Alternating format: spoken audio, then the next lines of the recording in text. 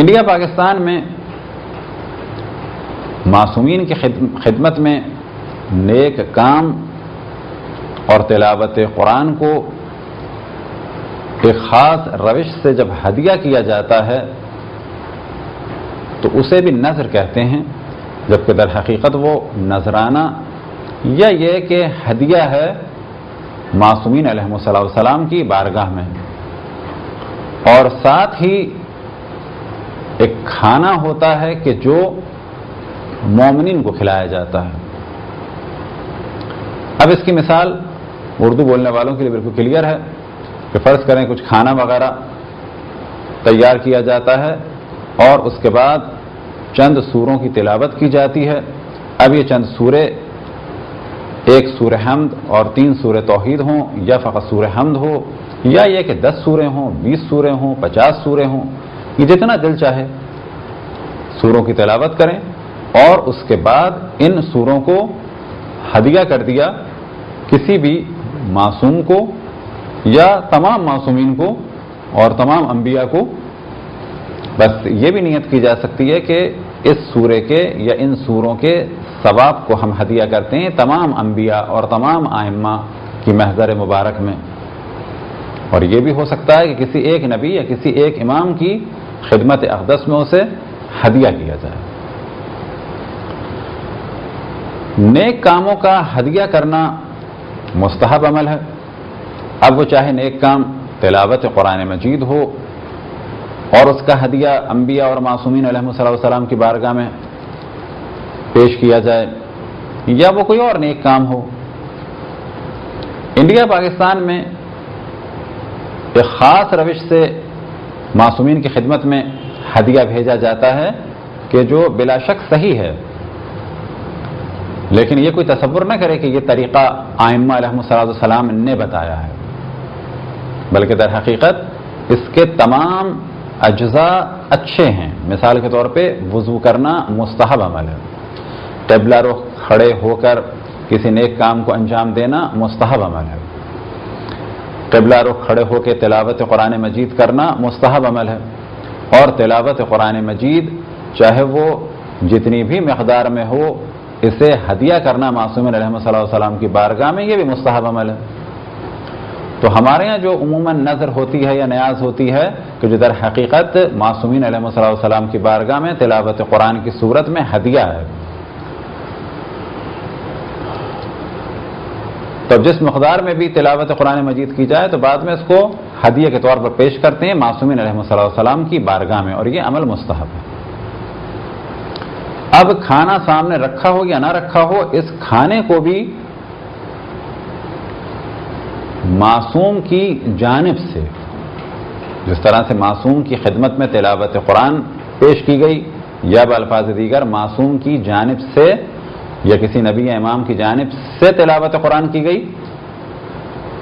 کیونکہ یہ عمل بھی جائز ہے کہ ہم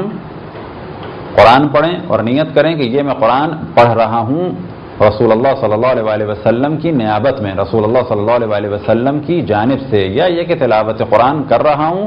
اور اس کو ہدیہ کے طور پر پیش کروں گا رسول اللہ صلی اللہ علیہ وسلم کی خدمت اقدس میں۔ یہ تینوں طریقے صحیح ہیں۔ تو نظر میں یا بالفاظ دیگر وہ جو نیاز ہمارے یہاں مرسوم ہے کہ در حقیقت وہ ہدیہ ہے، تو اس میں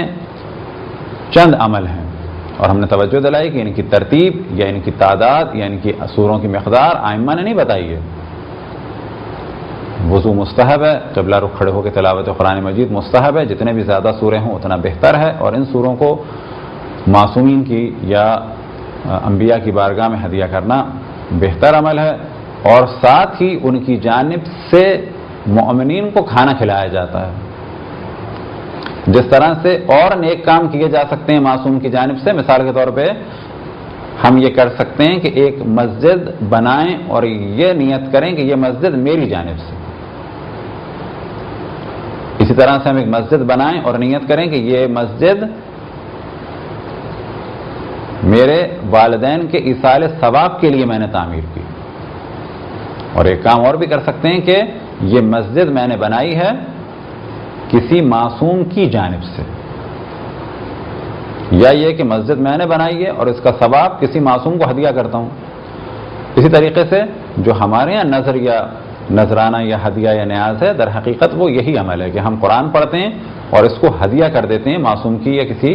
مقدس ہستی کی بارگاہ میں، جیسے کہ حضرت عباس یا حضرت زینب کسی بھی مقدس ہستی کی بارگاہ میں اسے ہدیہ کر سکتے ہیں۔ اور جو کھانا ہے اسے ہم مومنین کو کھلا دیتے ہیں ان کی جانب سے۔ عیناً یہی کام ہمارے یہاں فاتحہ میں کیا جاتا ہے، کوئی فرق نہیں ہے۔ فرق اتنا ہے کہ فاتحہ میں کھانا غریبوں کو کھلا دیتے ہیں تاکہ اس کا ثواب ملے۔ اب ثواب دونوں میں ہے، چاہے آپ کھانا امیروں کو کھلائیں، رشتہ داروں کو کھلائیں، اور چاہے کھانا غریبوں کو کھلائیں، دونوں طریقے کے کھانے کھلانا صحیح ہے۔ آیا اسلام میں فقط غریبوں کو کھانے کھلانے کا ثواب ہے؟ تو جواب ملے گا کہ اسلام میں امیروں کو کھانا کھلانے کا بھی ثواب ہے مہمان نوازی کے عنوان سے۔ اب اگر یہ امیر اپنا رشتہ دار ہے تو اس کو کھلانے کا بھی ثواب ہے صلہ رحم کے عنوان سے۔ اگر یہ کھانا کھانے والے ماں یا باپ ہیں تو خود کروڑ پتی یا ارب پتی ماں اور باپ کو بھی پانی پلانا اور کھانا کھلانا خود ایک ثواب کا کام ہے۔ اب اگر یہ آل اولاد ہیں تو ان کو بھی کھلانا اور خوش کرنا ثواب ہے۔ تو نظر میں عموماً اپنے عزیزوں اور رشتہ داروں کو کھانا کھلا دیتے ہیں، اور فاتحہ میں عموماً غریبوں کو کھانا بھیج دیتے ہیں، اور یہ دونوں کام صحیح ہیں۔ بعض دفعہ لوگ سوال کرتے ہیں کہ کیا فاتحہ کھانا خود کھا سکتے ہیں؟ اگر آپ نے کسی کو کھلا دیا دوست احباب کو، اس کا بھی ثواب ہے، مہمان نوازی کا ثواب پہنچے گا مردے کو، لیکن اگر آپ نے غریبوں کا خیال کیا تو یہ زیادہ بہتر عمل ہے۔ تو فاتحہ ہو یا نذر کہ جو در حقیقت ہدیہ ہیں دونوں، یا نذرانہ ہیں ہماری جانب سے، کبھی یہ نذرانہ معصومین کی بارگاہ میں ہے اور بزرگان دین کی بارگاہ میں ہے، اور کبھی یہ نذرانہ اپنے کسی عزیز یا رشتہ دار کی خدمت میں۔ وہ نذرانہ جو بزرگان دین کی خدمت میں اسے ہمارے معاشرے میں کہا جاتا ہے نذر یا نیاز، اور وہ نذرانہ کہ جو اپنے عام مومنین کے لیے تو اسے عام طور پہ کہا جاتا ہے فاتحہ، جبکہ یہ دونوں ایک چیز ہیں۔ تو اصل ہم توجہ یہ دلا رہے ہیں کہ یہ وہ نذر نہیں ہے، در حقیقت یہ نذر بے معنی نذرانہ ہے۔ نذر مذہب اہل بیت میں بھی صرف اور صرف اللہ سبحانہ و تعالیٰ کے لیے کی جاتی ہے۔ تو وہ کون سی نذر؟ یعنی للہ علیہ، کہ اللہ کے لیے مجھ پر لازم ہے کہ میں یہ کروں گا۔ اس نظر پہ اگر عمل نہ کیا جائے تو اس کا کفارہ ہے۔ اور جس کو ہمارے عموماً نظر کہتے ہیں وہ در حقیقت نذرانہ اور ہدیہ ہے، کس کی جانب سے؟ ہماری جانب سے بزرگان دین کی خدمت میں، چاہے وہ انبیاء ہوں، چاہے وہ ائمہ ہوں، اور چاہے وہ اور بزرگان دین میں سے کوئی اور بزرگ ہستی ہو۔ تو جب ان کی خدمت میں ہدیہ بھیجا جاتا ہے اور ان کی جانب سے مومن کو کھانا کھلایا جاتا ہے تو اس عمل کو ہمارے یہاں عموماً نیاز کہا جاتا ہے یا نذر۔ اور جب اپنے کسی رشتہ دار یا عام مومن کی جانب سے اس کام کو انجام دیا جاتا ہے تو اس کو فاتحہ کہا جاتا ہے۔ یہ دونوں کام اچھے ہیں،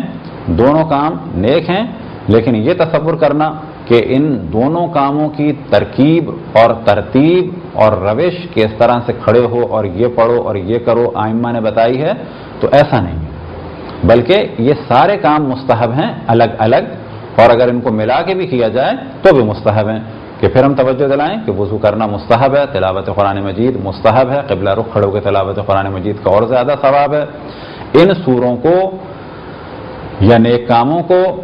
مومنین اور بزرگان دین کی خدمت میں ہدیہ کرنا خود ایک مستحب عمل ہے، محبت کا سبب ہے، مودت کا سبب ہے، احترام کا سبب ہے۔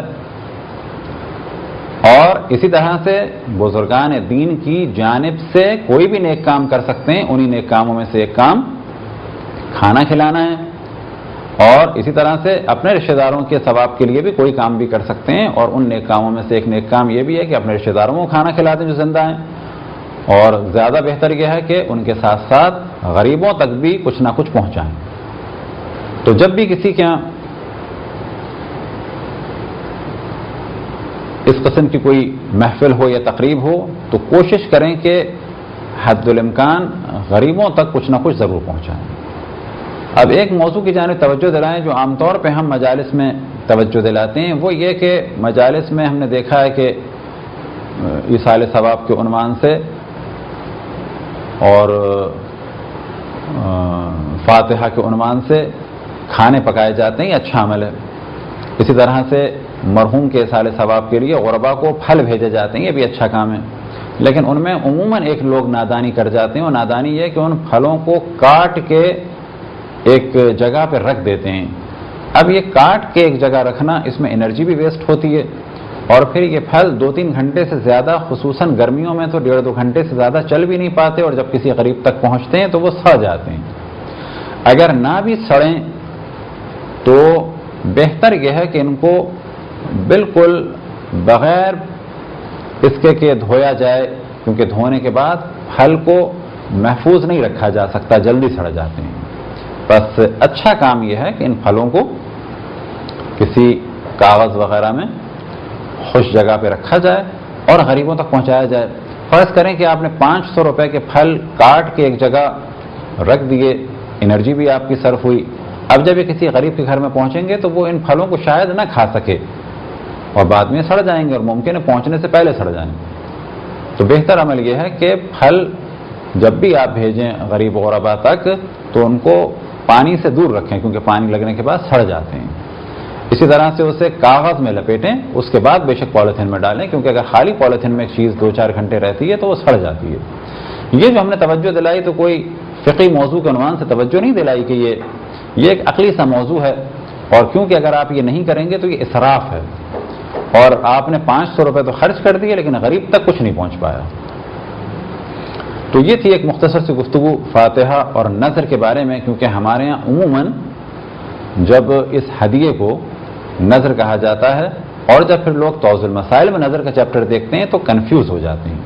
اسی طرح سے کنفیوز ہو جاتے ہیں کہ جی ہم نے تو نذر دلائی تھی امام حسین کی،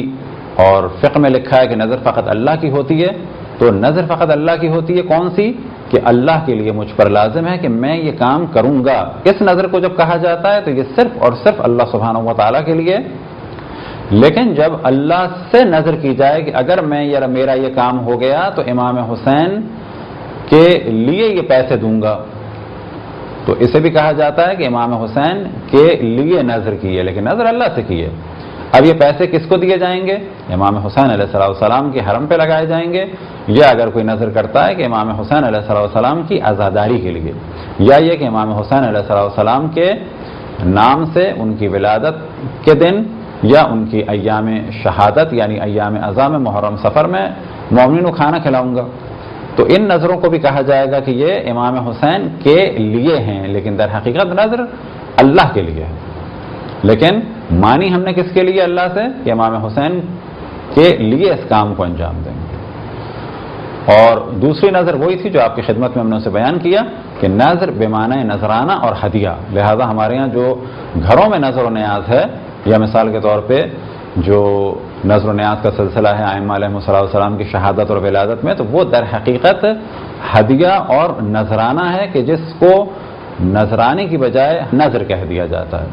اچھا، یہ نذر اس عنوان سے بھی ہے کہ جیسے ہم کہتے ہیں کہ یہ آپ کی نذر ہم نے کیا، یعنی آپ کی خدمت میں، تو وہ نذر کہ جو توضیح المسائل میں بیان ہوتی ہے اس کے الگ احکام ہیں، اور جس کو ہمارے یہاں نذرانہ یا ہدیہ یا یہ کہ کہا جائے کہ نذر، تو یہاں پہ نذر ہے کہ یعنی بخدمت امام حسین، یعنی امام حسین کی بارگاہ میں، امام حسین کی نذر میں، تو ان دونوں نذروں میں فرق ہے۔ یہ اور مثالیں بعض دفعہ اگر آپ مشاعروں میں دیکھیں تو بعض شعراء کہتے ہیں کہ یہ شعر آپ کی نذر کر رہا ہوں، تو یہاں پر نذر بمعنی نذرانہ ہے، یہاں پر نذر بمعنی تحفہ اور ہدیہ ہے۔ یہ وہ نذر نہیں ہے کہ جو مخصوص اللہ سبحانہ و تعالیٰ کے لیے ہوتی ہے اور جس کا کفارہ ہے اور جس کی مخالفت حرام ہے۔ تو جو ہمارے گھروں میں عام طور پر نذر ہوتی ہے وہ در حقیقت بمعنی ہدیہ اور نذر بمعنی تحفہ اور نذرانے کے ہے۔ برحمتك يا أرحم الراحمين وصلى الله على محمد وآله الطاهرين